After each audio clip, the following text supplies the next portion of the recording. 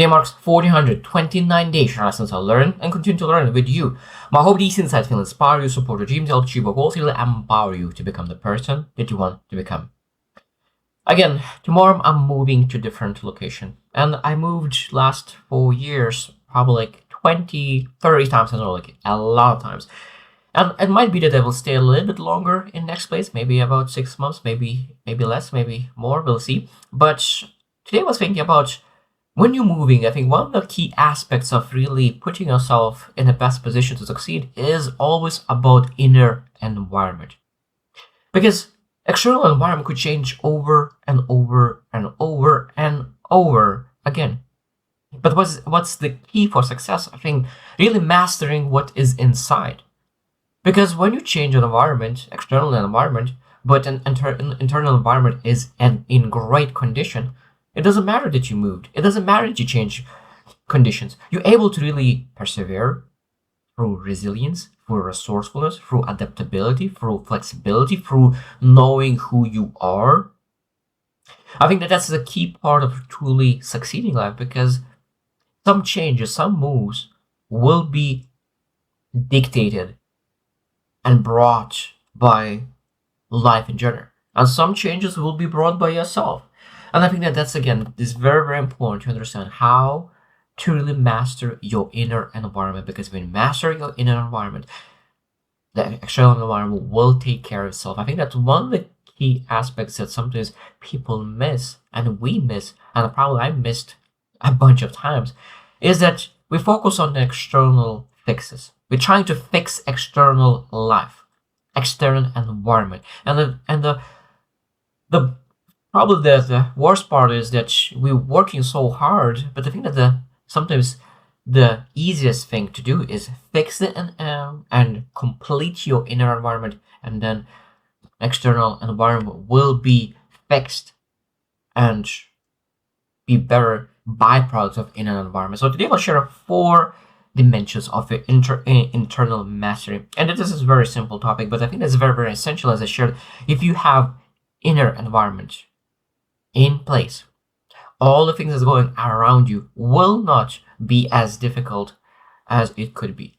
Because probably I've heard 1,000 times, but it's truly true statement is that it doesn't matter what happens to you. What matters is what happens in you. And there's a huge difference. Because sometimes people have exactly the same experience, that something really terrible happened to them. One person could go sideways and really get devastated. Other person could be encouraged by that adversity and use that fire and adversity to really achieve great things in life, because they have that environment inside to really use those logs, adversity, to fire their engine rather than use those logs to put yourself under.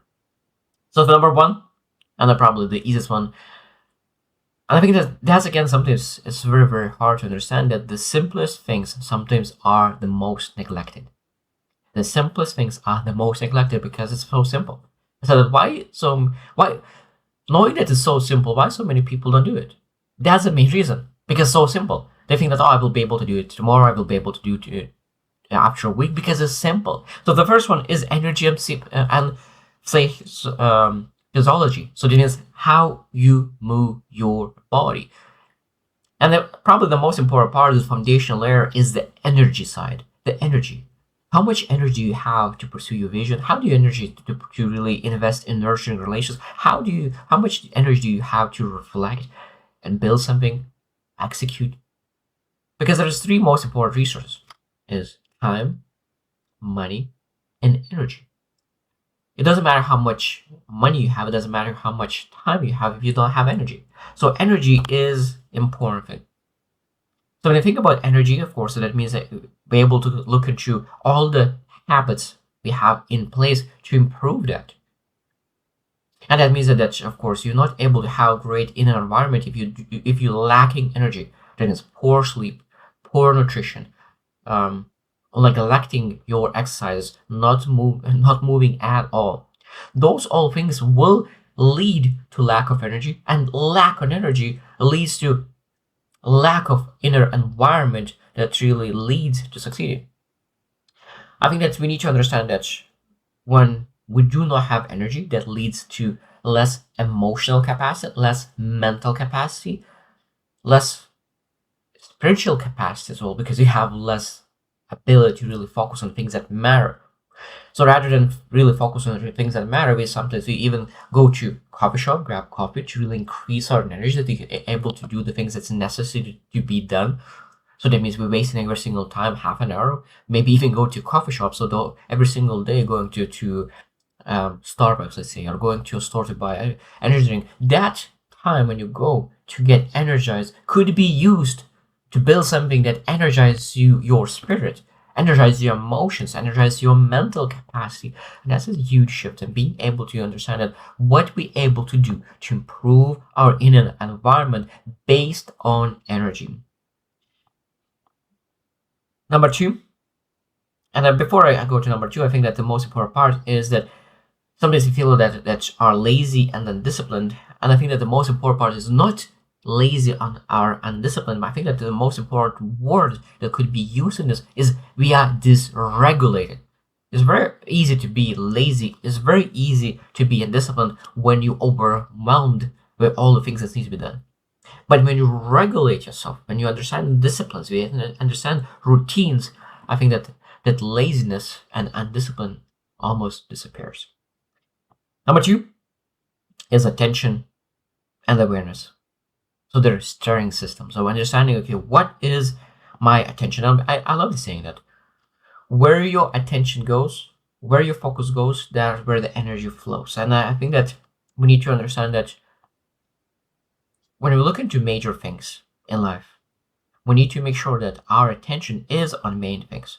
But if we want to know those main things, what is important? Awareness about your values, awareness about your beliefs, awareness about your strengths, awareness about your character, awareness about where you at the moment on every aspect of the key aspects of your life. When you have awareness, then of course you're able to really put attention in the right places on the priorities and the places where you need to go. So attention and awareness always work together, because you're not able to really put full attention on the things that you're not aware of. So awareness is a very, very, very key aspect, because life quality is a lot of times quality of your attention. So we look into where you put your attention, so the energy, your focus, your money, your time, and you look into, okay, like my values are my family, but when I look into my attention, what I show, my energy, money, time, resources, is total different direction. So attention is something that really shows, do you really live in alignment with your values? And as again, it's much easier to have that inner world taken care of when you have that awareness and attention in the right place. Number three is meaning and identity. This operating system, I think that's very, very important. That awareness is one of the things that really allows us to understand who we are right now. And I think that meaning becomes who we want to become in the future. Identity, who we're working to become. Because I think that it's beautiful to have those visions and goals set that what we want to achieve. But I think that the most important part, the most important question that we need to ask ourselves, who I need to become to achieve this goal? Who I need to become to achieve this vision? Who I need to become? And sometimes could be scary. And that's why I said that if your vision doesn't scare you, most likely your vision is too small. Because at the moment, if you're able to say, like, oh, my vision, I just need to do the things and I will be able to achieve my vision, that means that your vision doesn't stretch you. Your vision is built on a comfort zone. And I think that when you set your vision on your comfort zone, I think that there will be no meaning, no identity shifts. And I think that in life, we need to make those identity shifts. We need to really find the meaning. And if I believe that meaning is found in stretching yourself to achieve that vision, and achieve that vision by becoming the person who achieves that vision. I think that's the key part of really life's purpose. Because life purpose is not found, it's created and constructed that aligns with your core values, skills, and service that you want to do in life.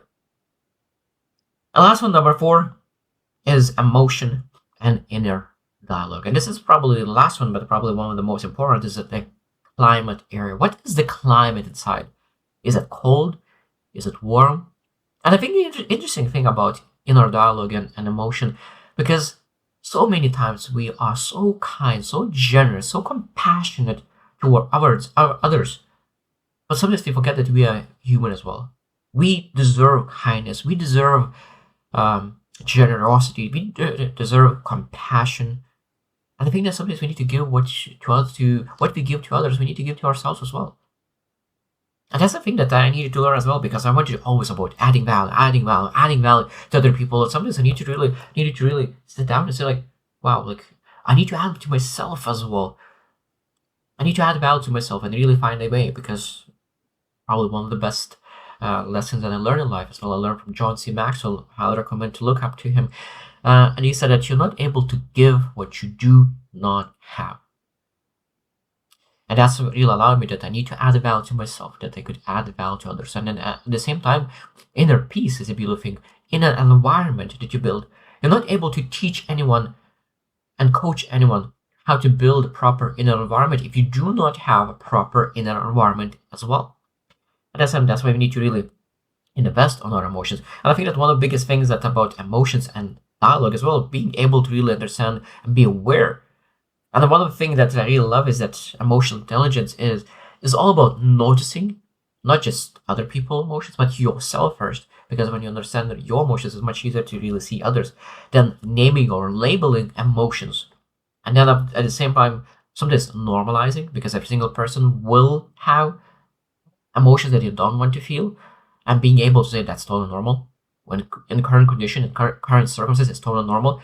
And then, of course, we able to navigate and sometimes reframe and allow ourselves to feel it through things.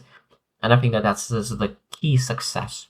Being able to understand emotions, allow different emotions, being able to label them, normalize, and really navigate through them. Because you're not able to stop the emotion, but you're able to change and shift to other emotion. And of course, I mean, one of the best way to shift emotion in a fast pace is really moving from negativity to gratefulness, through some bad emotions to appreciation.